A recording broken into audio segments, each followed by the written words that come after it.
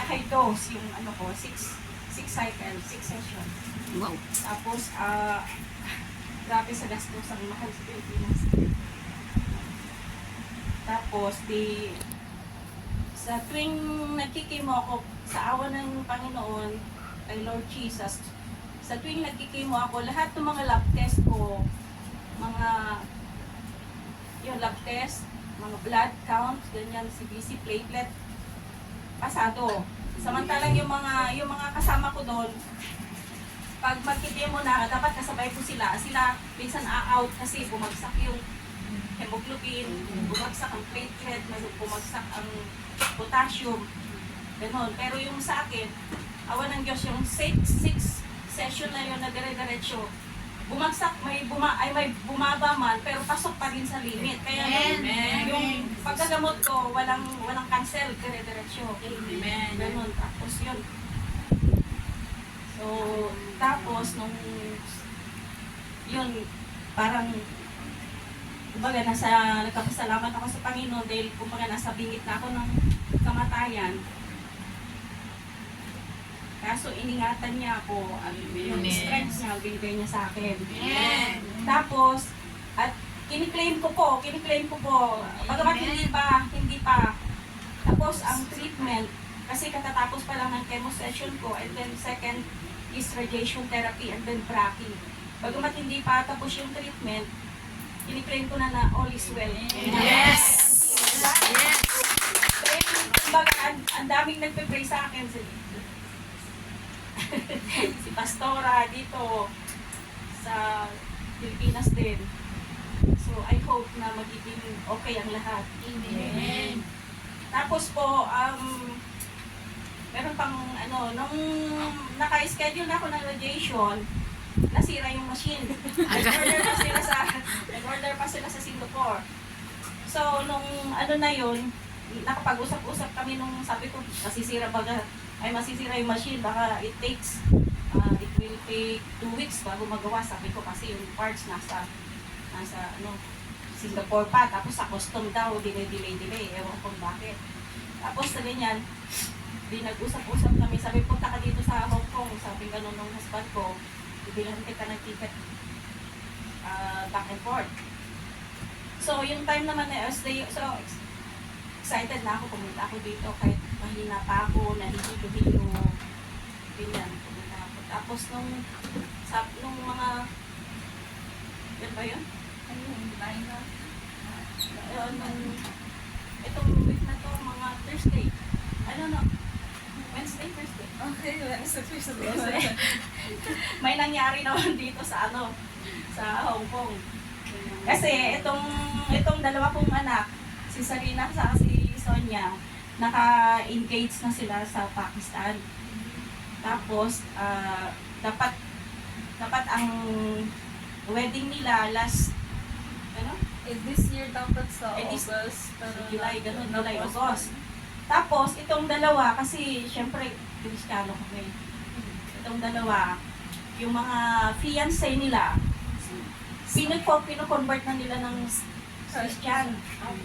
Oo, Muslim po sila, yung mga lalaki, pero pino-convert nitong dalawa, yung mga fiancé nila, In-evangelize. Christian.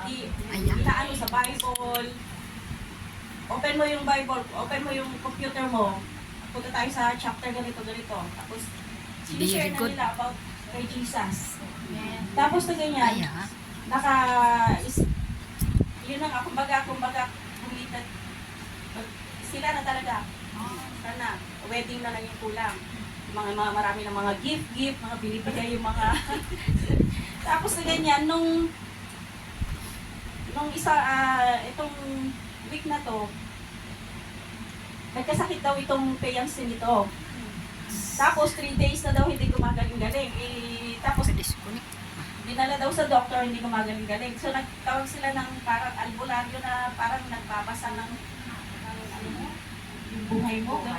Future.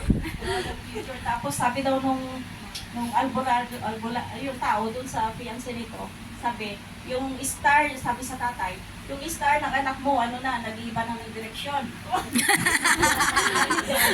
Pumunta sa North. Kasi itong lalaki, hindi, Muslim siya, hindi na daw pumupunta sa simbahan nila. Hindi na daw nagdadasal sila kasi five times a day nagdadasal sila. Eh, sabi daw ng tatay, bakit hindi ka na nagdadasal? Hindi lang daw siya nagsasalita. Tapos, bakit hindi ka na pumupunta ng ng simbahan? Yun sa lalaki. Eh, yung lalaki talagang devoted, kumbaga. Kaya lang nung sinira ni Sonia, actually nakapanaginip pa daw ng kay Lord Jesus yung lalaki, napanaginipan niya. Kaya nakakasayang.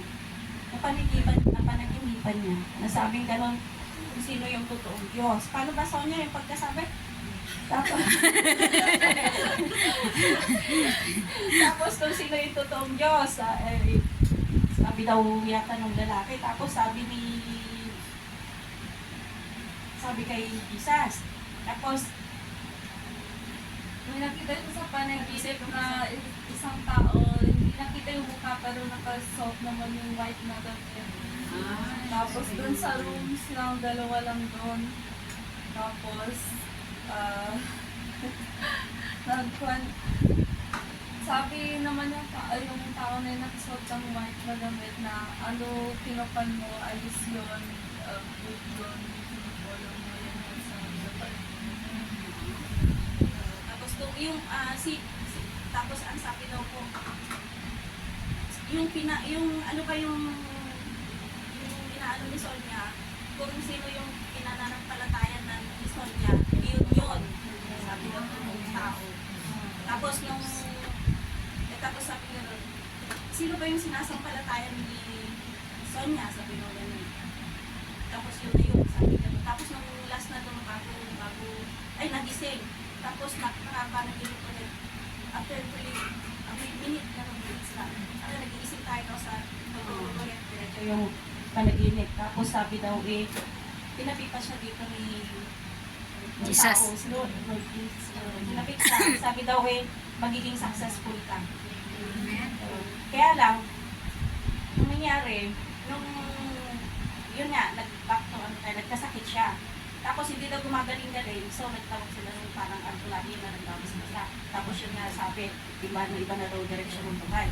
Tapos, gustong paaminin siya kung anong dahilan. Kasi sabi daw nung may dalawang babae daw na parang nagmamahal Salarin. sa kanya. Ng kulam. Tapos nung ganon, para siyang kinukulam ng dalawang babae daw, ganon. Tapos, edi nung nanguha daw sila ng tinanungan yung lalaki. Sabi nung lalaki, yung kapeyansi niya, tinanungan ng tatay. Sabi ganon Sonia, paano yung Alam na kung ano nangyari, bakit di na nagsisimba doon, nagdarasal, yung reason, ano ba nangyayari, ganyan, tinanong. Tapos sinabi na yung totoo na gusto niya yung Christian sa tatay niya. Tapos sa buong pamilya yung sinabi. Doon po kasi pag sa mga Muslim, pagka kayo, papatay sila yun. Ay, Kaya anong dahilan bakit hindi ka na nagsisimba, hindi ka na nagdadasal? Sabi daw niya, gusto niya maging siya. Bakit? Sabi nga dahil sabi ni Sonia. Tapos parang na-hypnotize po pa. Ewan ko kung paano. Basta kung anong tanong nila, sagutin naman niya ng diretsyo. Sabi daw, Salang daw siya kung sinabi, parang may advertise kung tinanong sa kanya sinabi. sabi ni Sonia, pagkatapos ko daw ng university, pupunta ako sa church. Sabi ni Sonia, yung Diyos daw, gano'n, parang gano'n sinabi niya lahat. Tapos nung, yung tatay, galit na galit, ayo. sinampal siya. Pagkasampal sa kanya, na heart attack, yung tatay. Tapos 2 hours daw na hindi nagising. Tapos na ganyan nung galit na yung Tatay. pamilya niya, pati yung asawa ko. Ngayon, sabi ay, galit na yung asawa ko. Nung nakausap niya yung taga-Pakistan, nakaibigan ng tatay, sabi ganito nangyari. Sabi nga dahil kay Sonia. Sinabi daw ni Sonia na Christian siya, mag-convert ka din ng Christian. Kung hindi ka magki-Christian, hindi ka napapakasalan. Agoy. Yun. Tapos so na, yun, Ganun talaga. ganun na nangyari. Tapos itong tatay niya naman, itong asawa ko, tatay niya, wala, galit na galit. Buti nung time na yun, nasa shop ako, nasa store. Pumunta siya, where is Sonia? Sabi niya. Sabi ko, may pinuntahan, pupunta sa university, sabi ko. Kaya sabi niya ganyan, bakit kung ano-ano sinabi niya doon sa lalaki na Kristiyano siya, na pinpa-convert niya ng Kristiyano si Hamad. Ganun, galit na galit. Buti na lang ng time na yun na pumunta siya, na nalaman niya nung talagang kainitan ng ulo niya. Buti Wala. 10 minutes na nakaalis ito. Kaya sabi nung dalawa, ay mama, salamat, buti dumating ka dito, kaya kasi siguro pinarating ng Diyos dito. Kasi kung kami lang, baka napatay na ako ni Daddy. Pwede. Hanggang ngayon, ayaw niya makita si Sonia.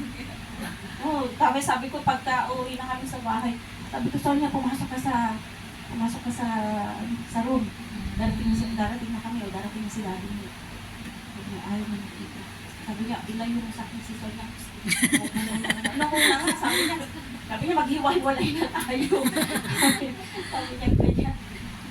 Baka mapatay ko lang si Sonia. O kung hindi, ako magpakamatay. Kung hindi, patayin ko kayo bago ako patayin ko yung sarili ko. Galit talaga. Wala, dasalan namin siya. Ay, Diyos ko. Ngayon, okay naman na siya. Pero ito parang Galit talaga. Kasi nalaman ko lahat ng Pakistan na Christian po kami. ayun na lang. Kaya ganun po siya nung nalaman ng mga tao kung ano ang sinasabi sa kanya. Kaya kung ano-anong inaano siya. Dahil yung pamilya mo, kumbaga, hindi niya nadala na naging Muslim, gano'n, hindi kami sumunod sa kanya. Kaya, yun, pahiyang-pahiya siya sa mga tao. Oh. Yun. Tapos yun, worried nga ako, uwi ako ulit mamayang gabi kasi hindi pa po tapos yung aking pinigyan. Wala ko pang mag-graduation. So, uwi ulit ako. Siguro mga 2 to 3 months. Tapos balik ako dito. I pray na mag-spell na. Amen. Amen. Kasi sabi nila kasi okay daw yung cancer, may possibility na bumalik or lumipat ganun sa mga ibang organs na kanya. So I hope sana yung radiation also walang magiging bad effect. Amen.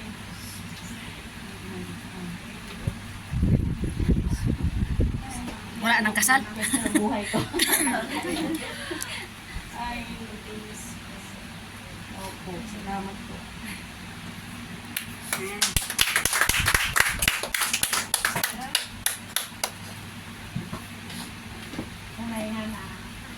Our God is a God of God, not a God of confusion. Kaya, patuloy po ako. Bilis na po. Amen. Dumako na po tayo sa pagpuming awit.